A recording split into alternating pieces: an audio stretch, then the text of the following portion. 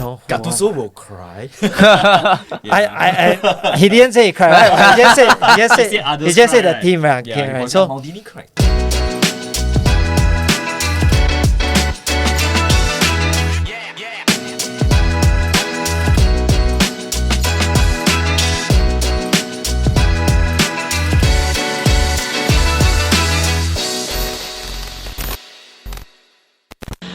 Because like me and Edmund actually we do a lot of coaching external team coaching in particular for like tech startups, etc. So there's this phenomenon that's coming up. You know, when we started small, even with our team, we were very close. There's this family culture. You grow very small, you move very fast. But as you grow and you scale, etc., you need to do bigger things. You get more talents in, right? Then you have this challenge of trying to keep everyone together. Yeah, like family culture versus like what performance culture. Can you still like how do you manage it? Because it's the same, like you have this culture as a group, and you get talents in. Like as a leader, how do you manage this, or like as a CEO, as a so okay, I think I do have an example to share, which is what we did in the academy.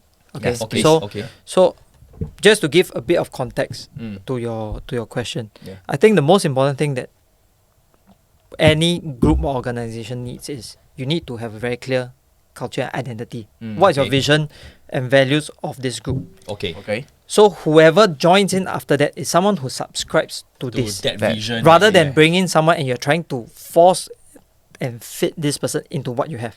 But this is like so cliche. People talk about this, but yet you're still saying this. And that's for even a football club. But it's true because so I say we did this project in the academy where we deep dive into the values and the identity of what the academy meant to everyone. Right?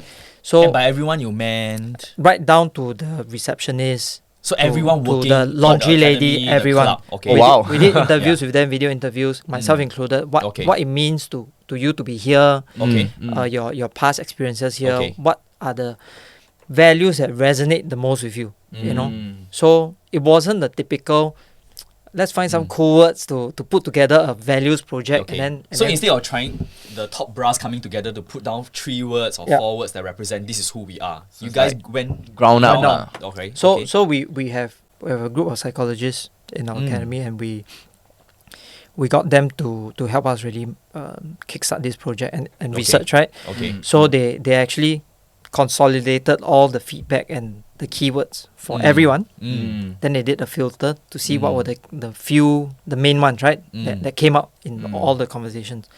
So in the end we kind of filtered down to sentiment, which is sense of feeling. Or sentiments Sentiment. itself. The first one is sentiment. There are 3 sentiment. Second one is bravery. The third one is brotherhood.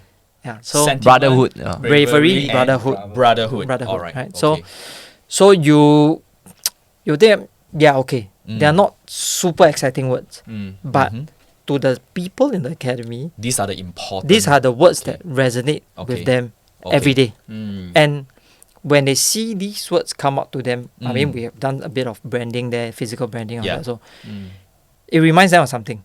Rather than something that you were never part of this whole process. It's just nice words that are thrown there. So we actually set up this area in our academy office where we said, these are the values of academy. Anytime you wake up and come here and you don't feel that it's your day, come back here, look at this, clear out your thoughts, and go back into the field. So we did have a lot of that's a kind of iteration process. We found a lot of ways to really play around with that, and then after that we extended it to staff as well. The values, not just the playing. Correct. So all these values must translate to your playing on the field, your behavior in the office, how you manage the club. Then eventually we came up with this mirror as well. Why mirror, right? We put mirror because parents come in and watch the game. They put a mirror there, then we say, are you a elite father or mother who exhibits all these values as well? So we wanted parents come and see all stakeholders to put so basically everyone needs to feel part of this. Right? You cannot say that I want you to have these values, but your parents believe something differently. Right? So eventually whoever joins the academy, whether it's a player, staff, they understand this is what is expected. So it starts with the identity, who we are, our mission, to the values that we live on a day-to-day basis. Okay. So I guess at this point is a very good segue into a lot of the companies, organizations. We talk to a lot of leaders as well. So it seems like what's your mission, what's your values. It seems like very touchy-feely kind of thing. Mm. So does this really translate to results? Is that what you, after implementing all these things, I will guess, I mean, in football, it's very easy to measure, right? Yep. Did your team do well? Your ranking on the table, how many points? Yeah. So what transpired after that? Okay, Yeah. so I think we always have to recognize that for businesses or even for sports, it's a marathon, right? So you need people to last the distance. You need the whole team to really stick together, even when you have a lot of obstacles and problems or tough patches. Whether you're in sports, if you have a very bad run, 5 games not winning, 7 games not winning, or one heavy defeat, this kind of right? patches, So this identity, I think the biggest contribution that it has is that it gives you a very clear picture of, are you on the right track? Okay. Are you still moving towards that goal or not? Okay. Because we know that in sports, sometimes it's really cutthroat, it's quite trigger happy. Yep.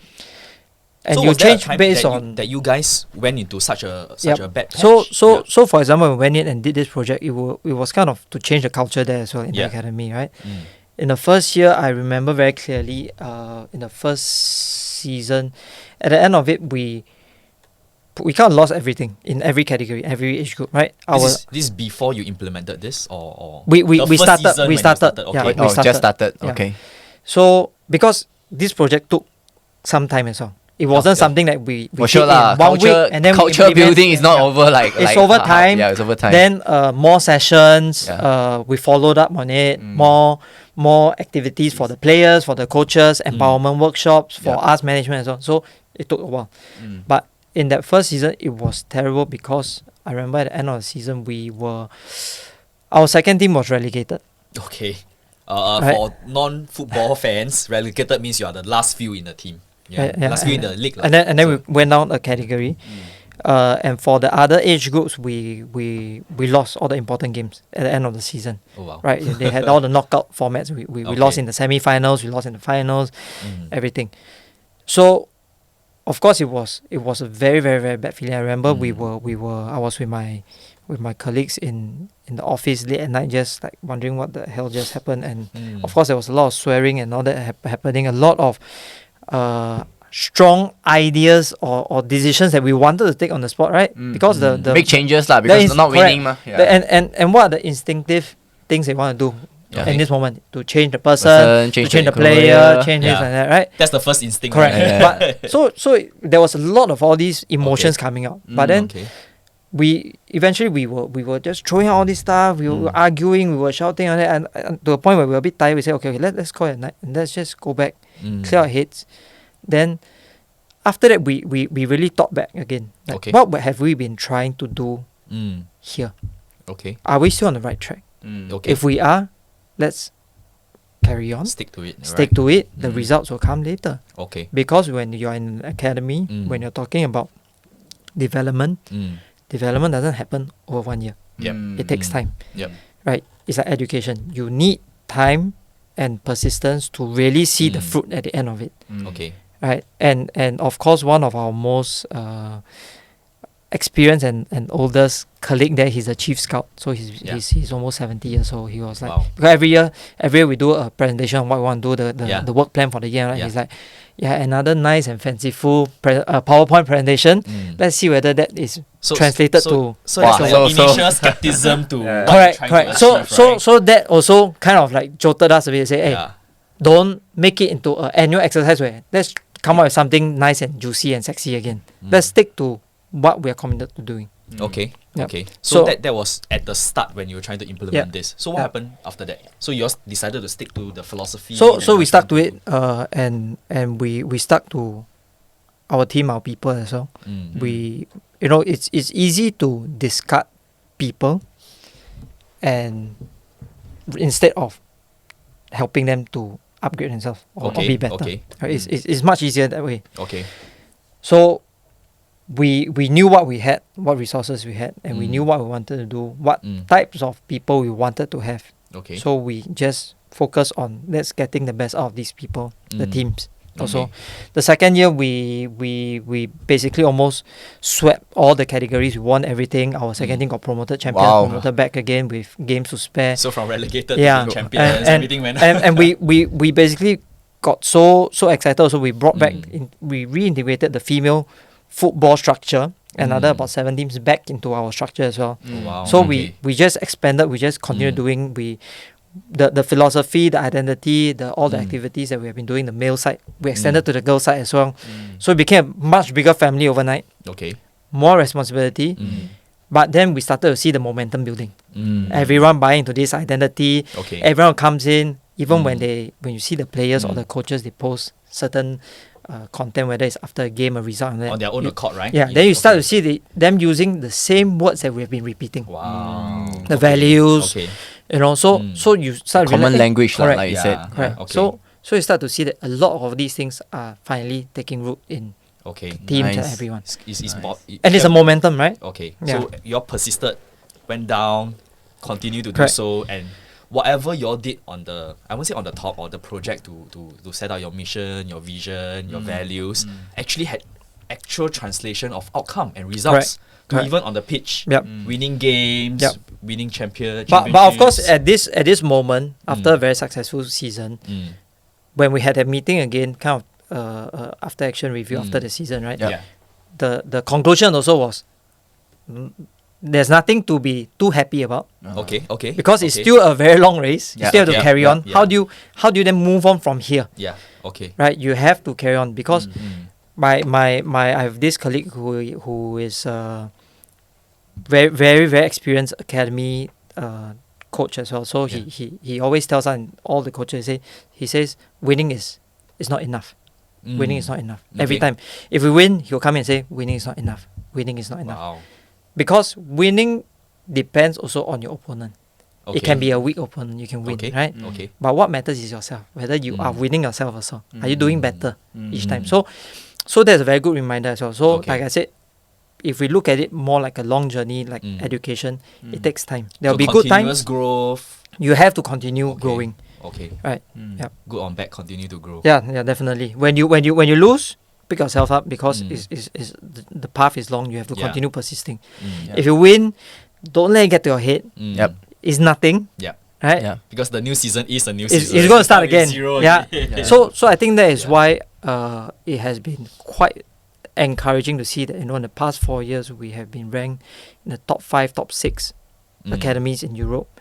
And then also every year we probably have about 5 players who make their first team debut from the academy. Some move on to other clubs, some stay on. So it's a very encouraging number. I think in the past 30 years of the academy, we have about 107 academy players who made their first team debut with the Valencia first team. To put in context, that's pretty amazing. Because in football, not every academy reaches this kind of results, right?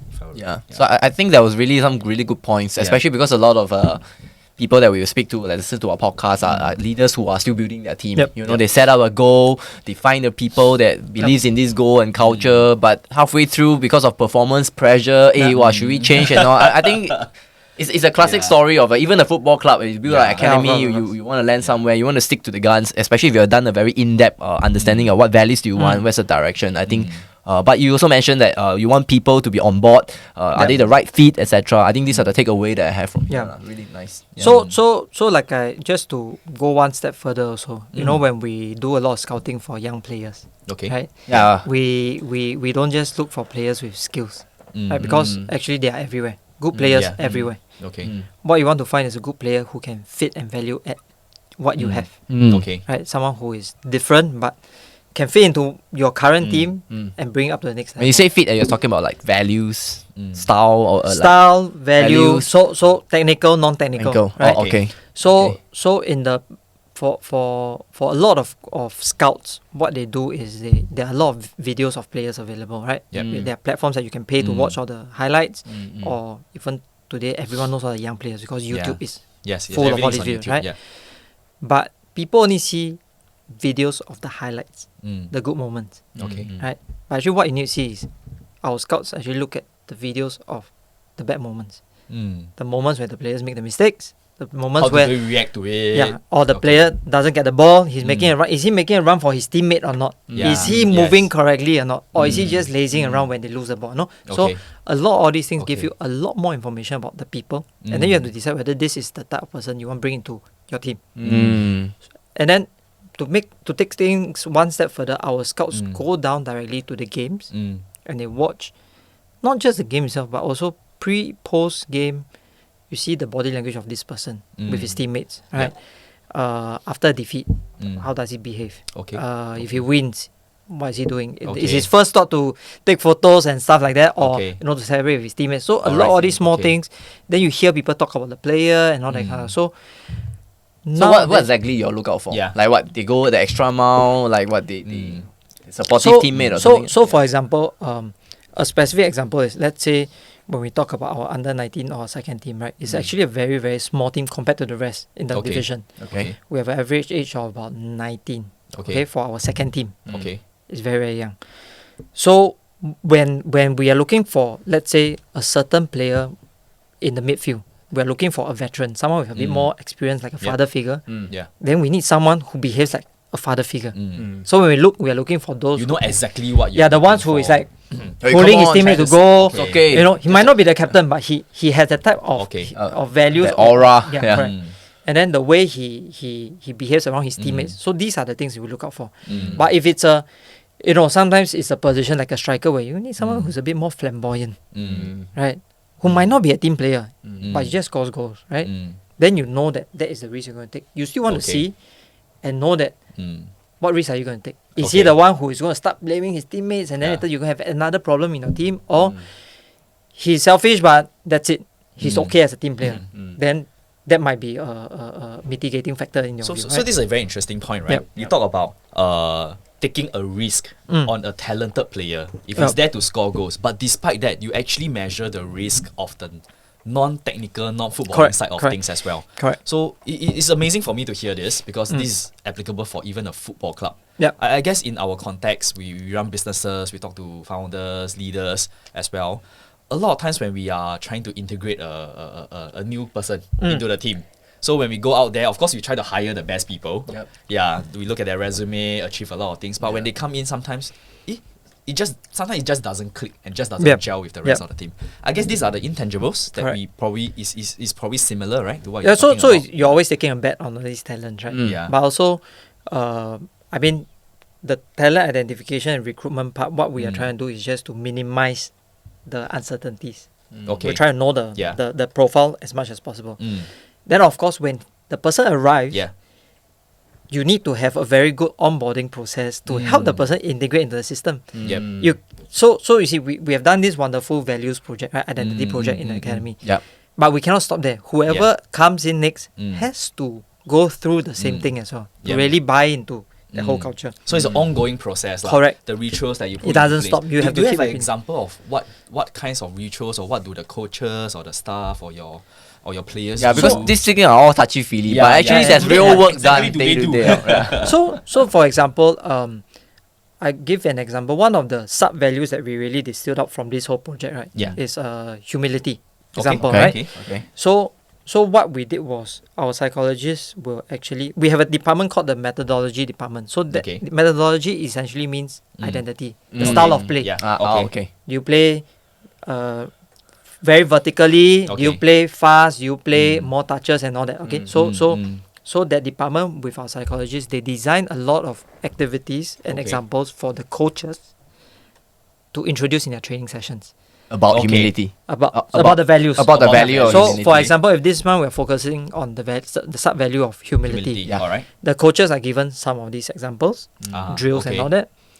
And at the same time, they are given the autonomy to explore that value with their team.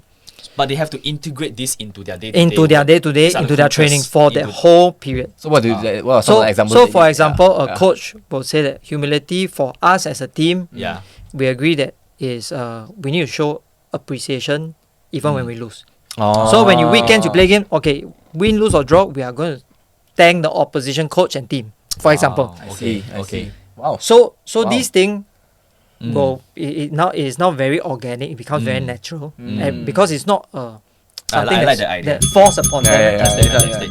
Because I actually see two things being implemented just in that. One, you actually created a ritual whereby on a regular basis you focus on one of the values and you actually implement it regularly. That's one. The other one is, which I think is even better, is you actually empowered the people that are living or working inside the organization, right? To actually choose how they want to express this value. So I think that second point is very important because once it's not natural, organic, it becomes forced or contrived, then it's no longer effective. There's no point, right? But of course, to reach this level, it took a lot of work and preparation. We had to do a lot of workshops together to find a common language. So whatever the psychologist and the methodology department is saying, or us in management we're talking about, the coaches understand where we're coming from also. Okay. Because everyone has a very different interpretation of all these keywords and values, identity. Right? Do you get some pushback at the start when you're trying to implement some of these things? Did they say, definitely. This kind of things? We are here to play football. Definitely. You talk about values. Even losing so many matches, I do this for what? So the very big transition was usually for academies, it's very results driven. Right? Yeah. So if your team wins the division or category, you renew a contract. Right? So we have done a very big shift from that to say that, look, in the academy, actually what you need to do is development, not winning games. Okay. If you can win games, but if the player is not developing as he should be at the most optimal level, then you're not doing your job. Okay. Right? So we changed a lot of things actually. So for example, coaches in the youth categories, normally they want to advance the stages, age groups. Because the higher you go, the higher salary you get also. Okay. And the nearer you are to the first team level, right? Okay. And a very practical thing is, if you train under 8 team, right? Yeah. You're probably paid much, much less than if you train under 19 team. That's their career progression. Okay. But actually it's wrong. Okay. Right? Because if you're good at training under 8, you should be a professional under 8 coach. And you should be paid accordingly for the level. Why are we paying so little for someone who it takes a different skill set to train under 8 versus training he should not team. He should not even think or worry about his and think about, I want to progress up the stages. He should say, I'm the best in under 8. Yeah. I'm going to stay here, make this whole wonderful program about it, and I'm paid adequately for my services, right? Expertise. Yep. So we changed that. We started to give a lot of the younger categories coaches full-time contracts. In the past, they were all part-time. It's just part-time. They come after, just train. Right? So now it became professional, right? So you recognize them for the capability that they actually bring to the club that eventually will lead to the club outcome, right? Correct. And then a lot of times we told them, it takes time, right? You have to try to brainwash them and say, look, I'm not assessing you based on do you win all these games or not. But the character that you are showing when you don't win. I think that's very important. Wow. That clarity. Right? Because we have coaches, half-time losing, getting trashed. You can hear them screaming inside dressing rooms, screaming, cursing, all that. That's not what we want. Why are you so worked up about that? Because this defeat actually is a very good learning point for the team. If you use it, you are so confident you use it positively. Build the character, build the resilience. Especially for the academy side. Right. Because eventually we know what's our end goal, which is to get players to professional level. So this one, don't fret over this small thing. You have to look at the end goal. So this is a part whereby I have struggled. I mean, I tell you the real truth out there. Not say in the corporate setting that we see sometimes. It's because like when you want to cascade in values, change, correct? So like the value system, and then because you have that clarity after that, then you start to have the political will to tell them, hey, we gotta do this. But in the first place, like many of the leaders will view that, values exercise, paper activity lah. Like how do you all actually endorse this follow through? There must be somebody who anchored this. Means there must be some political will from the leaders side. Or do you just like push it through because this period is a transition period? Or how else do you executed this? Okay, I think do you get any help from anyone? So like I said, we have a group of psychologists in the academy. So in the past, actually, their work was mainly as they were like tutors to the players in the dormitory. Right. Then we realized that they are being underutilized. Their expertise is not being a tutor. Anyone can be a tutor, right? But actually they are psychologists. Okay. So we talked about it. about all these players, what do we want to get out of them in their time here? Because actually, it's a very high turnover rate in the academy, right? Every year you have a lot of players who don't make it, they move on. But we want to be clear about actually what do we want them to get out of their time here, whether it's 1 season, 2 seasons, 3 or more, right? And eventually, if they don't make it to the first team, they need to be very clear. Like, wow, I went through this whole process in the academy. It was triggered because we basically had a lot of disciplinary problems. Young kids, it's normal. Right? It's like a school. And then we were wondering, like, why can't they just be focused on this? Why are there groups who are behaving like this, different cliques behaving differently and all that? They realized because there's no common anchor. And that's why we decided to do this. With my management team in the academy, I mean, it's luck, but it's also after some time of all integrating together. We all have a very clear idea what we wanted to do. So we didn't. So you had a top level support that we want to do this because the challenge is always like, let's do this, but the top level don't support. All projects goes to changes, etc. So it went down to for us top management, we were participating in all the workshops, all the activities, all the research. Then we were the ones who pushed and say, let's do a official presentation for all the stuff. So you walk the talk, you just... and then we cancel 1 day of training just to get everyone together. Just to show how serious you are. Just to do this. That's cool. And then, And then after that, with all the follow-throughs of the rituals and the systems and all these things. So the participation and the buy-in from management is definitely very, very important. It takes time to change, but like I said, this whole cultural shift takes time also. Right? Cool. I mean, of course, we want to have some parts of our podcast that will evaluate you as a speaker also. Because me and Edmund is actually certified Gallup strengths coaches. So you know that I asked you to lead a code, know your top 5 strengths, right? So I wanted to pick one of the talent teams to talk to you, also to add value to you as a leader, how you can use your talent team well. Then after that, we'll... Why do you... I should learn the Spanish language and talk back. So for Sean, right? For fun fact for Sean, his top 5 strengths. Let me find it. So for him, he did the test. So his top 5 is individualization, strategic, empathy, self-assurance and competition. Confirm or competition, this one you can know. So for this segment, I want to ask you, like, which talent team do you resonate the most? You want to talk about? Then we can do a little bit of maybe empathy. Empathy, I think it's the one because I think that's the one that is very rarely spoken or very talked about rarely amongst leaders. Okay, in the first place, how much do you understand about empathy first? Like, what do you know roughly? I mean, I guess a very basic definition of it will be trying to put yourselves in the shoes of others to understand what they are going through. I picked that also because actually something that's very close to my heart after all these years also is that I actually remember the people. Over all these years, right? The all the anecdotes with the players.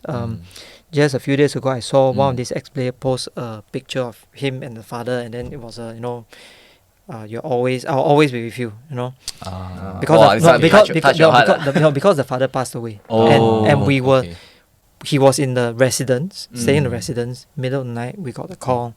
And then we went there. Middle of the night, early morning, all of us thinking how to help him. And then colleague said, I'm going to accompany you to his place, which is a few hours away by car. So it's all these anecdotes. It's no longer just about the club, the sports, the game, the it's results, the person, right? It's the people that we're talking about, right?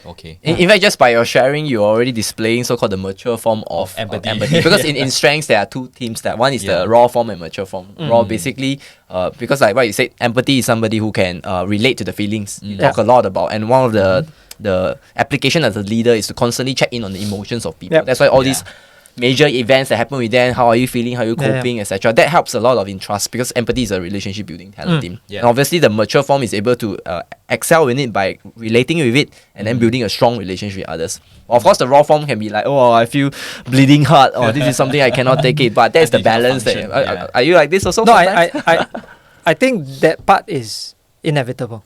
Right? Because if you really do show concern or care for someone, it is normal. Right? I was telling Edmund the other day as well that we in the past where you're not renewing the contracts of players or you're cancelling a contract. Normally every year it happens. Okay, there is this. How do you let go of people? Yeah, the easiest way, and a lot of other people do this is they'll just inform you, collect the letter from the reception, and just go. Adios. Bye. Wow, so heartless. Right? Because it's easy also. Yeah. Right. And probably you know that these people are not going to make it early on, right? So you never ever tell them. You just wait until the last minute, and then you just collect a thing, bye. You don't even see the person anymore.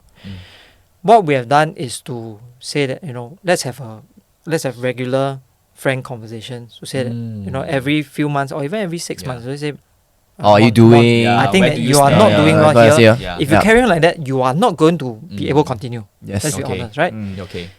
If you think that you are better fit elsewhere, by all means, I will support you. But if you think that you can overcome this and do better, let's help you get to it, right? Nice. And then at the end, if you still are not able to make it, I think it is at least a very frank conversation to say that, I think you still can't. And I think you accept it better. Yeah, because they know it, right? It came along the way. And it will be very good and important tip for you in your next step as well. By this feedback, right? So we have done that, and every player that we don't renew or every staff, we do an exit interview face to face, and it's always very emotional. People are crying and all that, but it's tough. But you show that at least you care. This journey to you is important. No, I think that's basic humane approach to yes, but I understand that because of because of your talent team, because you understand you are strategic individualization, self-assurance, but just because of this pairing with empathy allows you to bring that. Because you're a friend to me, I know that we played a lot competitive last time, but at the end of the day, whatever shit happens, you will check in on the players, check in on us. I think that display a lot of care. That's why we're still close. I never ever trash talk people like them. I guess the action that you showed to the people who left, right, is as much a gesture to them as well as a message to the rest of the people who are still working with you. Because this is who we are as an organization. I can't possibly put brotherhood as a value, and then when I ask you to go, you just go, right? I think it's pretty testimony. So it's beautiful because until today I have a lot of ex-players who moved on. We help them find scholarships in the US, and today we're still in touch. So these are beautiful friendships that you keep even after you move on. Excellent. Wow. Perfect display of how you use empathy. I have that heartfelt moment. You feel that. He has high empathy as well. So that's I see some tears coming out. Okay. So I think now we are moving towards the very last part of the podcast. A lot of things discussing, but we have I mean, our audience are both the leaders and also the young people. So I want you to give some advice first to the leaders who are building teams. What can you share with them? And then of course for the young people that is currently in the workforce trying to contribute to the team, for this group of people, what do you have advice? I think we start with the leaders first. Yeah, leaders first. Anything for the leaders? I think for the leaders, basically, I would say that just be genuine, be yourself, and also be vulnerable. Be vulnerable. Be vulnerable. Wow, interesting. I think that all of us we know perfectly, right? If you are having a meal and then your boss comes and sits down, the mood changes completely. Everyone will sit up because we always look at the boss very differently as someone who is unshakable. He is authority up there, authority. Let's be a bit more serious, especially Asian context, right? And then he's not going to show any feelings. He's not going to share anything with you. And in fact, like we were saying, sometimes we share more about our views and thoughts with other people than with our bosses. But he's the one who's supposed to be working with you. Right? So I think for a lot of staff or people in general, I think what they like is just to have someone that they can talk to. Okay. And this doesn't come by saying, please tell me if you have problems. They will never come to you. It doesn't work that way, right? Yeah. But I think it happens when people see you turning up, you are there with them, more time spent together, you have more confidence and trust. Regular check-ins and all that. Regular check-ins and regular sharing also. Because if I'm telling you everything about myself, but I know nothing about you. Okay. It's also listening to their point of views, their challenges. Precisely. Okay. So by doing that, I assume naturally people reciprocate and start sharing a bit more. So an example is, when we did a lot of regular workshops with the players' families as well. Okay. So when I was meeting this group of parents for our female players, so I just told them, I think I can kind of understand what you're going through, because now with my daughter, I have a certain set of challenges as well. So for them, it's nice. I didn't expect that I'll be able to talk to you about family as well.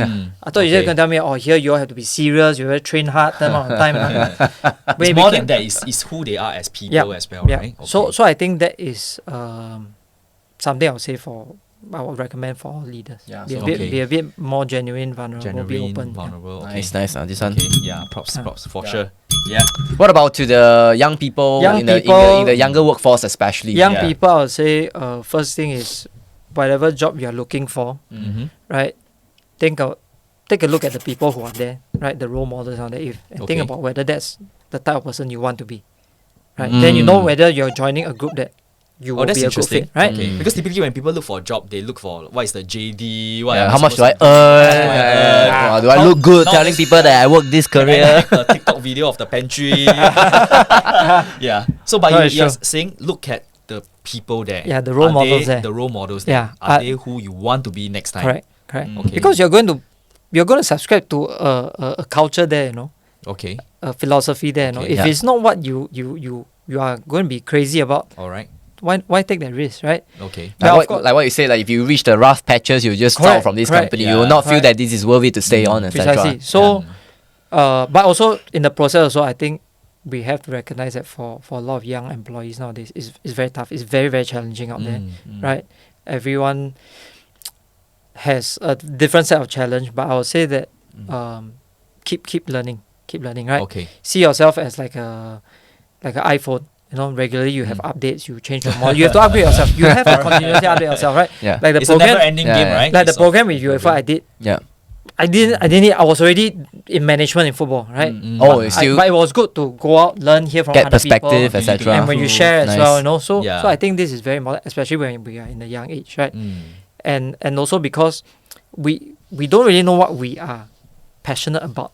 Actually, right? Right? We actually do you agree? Yeah. Because when I was in uni, I didn't really know what I wanted to do. You wouldn't know you would end up in football 1 year, right? So every year it changes also, right? Yeah. And then I think it's good to just keep refreshing yourself, picking up new skills. Continuous growth, both learning skill sets, exposure, as well as Mindset. learning more about yourself, who you are as a person, right? That's basically what I'm hearing. Yeah.